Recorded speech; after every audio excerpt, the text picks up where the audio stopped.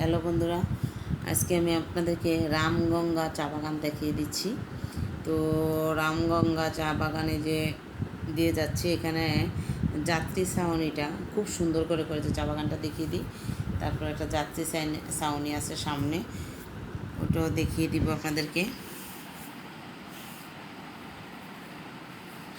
আমি চা বাগানটা খণ্ড খণ্ড করে দেখাচ্ছি, রামগঙ্গাটাও দেখিয়ে দিলাম চা বাগানটা। কারণ দেখেন, রামগঙ্গা চা বাগানটা কিন্তু উপর থেকে টিলার থেকে ঢালু কীভাবে আসছে দেখেন।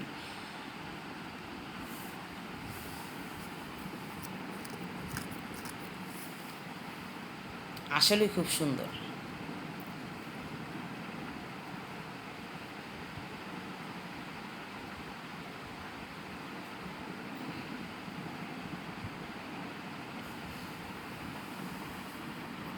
তো বন্ধুরা, যদি আমার ভিডিওগুলো ভালো লেগে থাকে অবশ্যই লাইক দিবেন, কমেন্ট করবেন, আর এগুলো শেয়ার করে দিবেন। শেয়ার করে দিলে যারা দেখেনি, যারা দেখবে, অবশ্যই তারা চেষ্টা করবে চা বাগানে ঘুরতে যাওয়ার।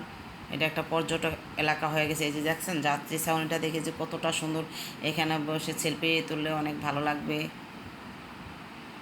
সবাইকে অনেক অনেক ধন্যবাদ সাথে থাকার জন্য।